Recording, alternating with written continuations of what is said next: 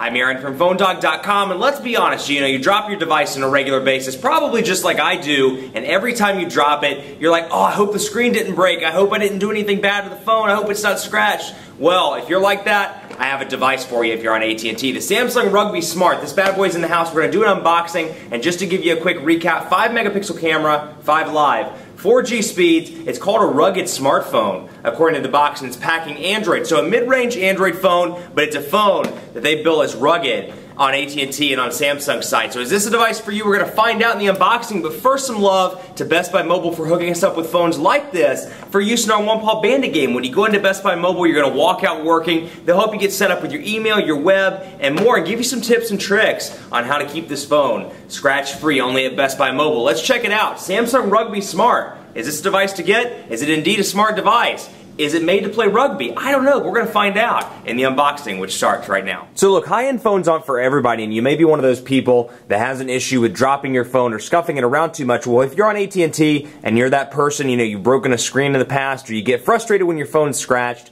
the Samsung Rugby Smart might be the device for you. Now, AT&T was kind enough to send this over, so thanks so much to AT&T. I'm actually going to send this to Sydney when I'm done doing the unboxing because I want her to take a look at some of the rugged features of this device, how it stacks up to some other mid-range smartphones on the horizon, and for her to do some review content with it. So this thing's headed to Sydney so you can see some awesome review content and more, first impressions, things like that from her. But on the back, you can see Android powered. It's a rugged smartphone, according to them. Rugged smartphone. 4G capabilities, no LTE, but it's HSPA+. It's Wi-Fi capable. It's packing a 1.4 gigahertz single core Snapdragon processor. It has a 3.7-inch display that's a Super AMOLED display. It's 5-megapixel camera with 720p HD video recording, and you can see that it's a pretty thick device here, thanks to all the rugged features on it. 1,650 milliamp hour battery, and in the box you get your health, safety, and warranty guide, a quick start guide, and of course your USB cable and AC adapter module, and then the battery, which we'll throw back here in the back. Now it's got this typical lock thing on the back where you can keep water out by, or lock screw if you will. And I'm going to go ahead and pull this off as soon as I find out where to remove it. Let's see. It's unlocked. Let's see. Maybe it's down here. There we go. Go ahead and peel it off that way. So it's water, if I remember right, it's water resistant, or it can be submerged in up to, I think it's a foot of water if I remember right. No, I'm sorry, 1 meter for water, or 1 meter of water for 30 minutes. So that's what you can do. So it lasts quite a bit of time underwater, and it's, of course, susceptible or not susceptible to dust and things like that. So if you drop it in the dust, drop it in some twigs or in the grass, something like that, this phone's going to be more than capable of surviving. Or even if your 4-year-old, let's say, drops it into something, it should, water, juice, whatever, it should be fine for at least 30 minutes as long as it's less than 1 meter of juice. Because if it were more than 1 meter, that'd be a lot of juice. But you can see down here capacitive buttons and actual physical buttons. You got your menu, home, back, and search buttons, your power button over here on the side, which the battery may be dead. Nope, not dead. So 3.7-inch display. So this thing's just a little bit larger to give you a comparison than the iPhone 4S at 3.5 inches, but much, much smaller than the Samsung Galaxy Note at 5.3 inches. And just because this is a big device, this has kind of become the go-to comparison device, but you can see the size difference between the two if you've seen the Galaxy Note in an AT&T store in comparison to the Rugby Smart. So a little bit of a thicker device, but you've got the camera on the back with your flash and 720p HD video recording, your 3.5mm headphone jack up top underneath this flap that prevents water from getting into it, a volume rocker over here, typical Samsung form factor with the power button on that side. And we're going to touch the Android. I'm going to skip through all this so we can get into it pretty quickly and take a look. So you've got your micro USB charging port down here at the bottom as well. We'll use the network provided values here to get in here. So it's 3.7-inch display, and having worked with devices that are up, at least 4.3 inches. I mean, you look at, I'm looking at my desk right now. The Droid Razr Max, 4.3 inches. The Titan, 4.7 inches. The, which device is this? The Galaxy S2, 4.3 inches. 5.3 on the Galaxy Note. After working with all these big devices, it's a little bit different to go back to a 3.7-inch display. I still see a market for it, but it is just below the sweet spot for a lot of people, with the exception, of course, of the iPhone, which a lot of people like. So it's running a 1.4 gigahertz single-core Snapdragon processor, like I said, with Samsung's TouchWiz version 4.0, running atop Android 2.3.6. So you can see 2.3.6 there, and of course all the status stuff here. And we can go back and take a look at TouchWiz. Now you're going to get the typical AT&T stuff out of the box here. You got Code Scanner, Family Map Navigator, you got featured applications, AT&T Messages, My AT&T, YP Mobile, and then of course it just circles back to the main menu. But you know, you can uninstall most of that stuff thanks to AT&T really listening to their customers and realizing that not everybody wants that bloatware pre-installed on this device. And while we're thinking about it, let's go into messaging and see which keyboards come with it and more. Excuse me.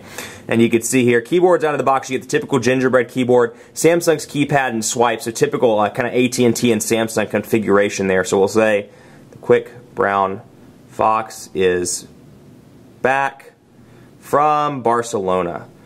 Or actually in Barcelona, it's Barcelona. They have a kind of a pronunciation difference there. And you see notification bar, and you can see some shortcuts due to the smaller display. You can see BT, for example, instead of Bluetooth, Wi-Fi, GPS, airplane mode, and screen rotation. All shortcuts up there on the top of the device, and the AT&T network identifiers up there in the top left-hand corner. A lot of people don't like that, myself included. I'm not really sure why they do that, but it's up there along with a front-facing camera up at the very top. So you've got a bunch of different keyboard options. Transition effects appear to be pretty smooth, and you know, for the most part, so far as I can tell at least, it seems to be a pretty responsive device. Single-core Snapdragon processor, but still relatively responsive thanks to a TouchWiz version 4.0, which is a drastically improved version of Samsung's user interface atop Android 2.3. Really, really huge improvement over the Infuse 4G, the Charge, and some of those other ones that we saw about a year ago running TouchWiz 3.0. So you can see pitch to zoom responsiveness, pretty decent here, but again, you're dealing with a pretty tiny display, and that's the thing you're going to have to keep in mind. 3.7 inches, if you're somebody that listens to a lot of music, or you know, you like your YouTube content, or perhaps you browse the web quite a bit, yeah, it's going to be relatively responsive in terms of speed. Even that single-core processor works just fine. It's going to be a rugged device, but the display size might be a little bit too small for you. Still, pinch to zoom, relatively responsive. You've got your Wi-Fi network stuff up there as well. And then you got your phone application down here. So typical Samsung format here. You've got your logs, contacts, favorites, and groups all up top along with your keypad here, your island keypad. Apologize, I picked up a cough from Barcelona, so forgive me for that. 5-megapixel camera. We'll take a quick look at that. 720p HD video recording. So look for a sample test from Sydney when she gets this device.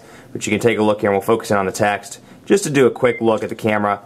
And even it being a 5-megapixel camera, it's relatively responsive here, and you can easily see the text, and of course, pinch to zoom in. So the device seems responsive, you know, despite having a single-core processor. I mean, we're in the age of dual-core and quad-core processors, so it is a little bit behind, but it's still, you know, built as a mid-range device with pretty rugged specs. So if you're somebody, you know, you're looking for a decent phone that's relatively fast, but you're hard on it, perhaps you're a construction worker, or you work in a field that's a little bit harder than, you know, an office job, let's say, this could be a good device for you and could be something worth considering when it arrives at AT&T on March 4th. So this weekend it arrives. I believe it's $100 with a 2-year agreement, so take a look at it over the weekend. And perhaps it could be your next device on AT&T. Much more coverage to come on PhoneDog.com with AT&T Samsung Rugby Smart, so keep it locked on the site for continuing coverage. Follow us on Facebook, Facebook.com/PhoneDog. Follow me on Twitter, PhoneDog_Aaron, and on my personal Facebook page, Facebook.com/PhoneDogAB. Much more coverage to come with this device. Keep it locked on the site, and stay tuned for some more content from our teen messaging editor, teen extraordinaire. She's not actually a teenager, but she does a lot of cool stuff with phones, and she's really good. Sydney. Stay tuned for that and some dogfights and more on PhoneDog.com. We'll see you next time.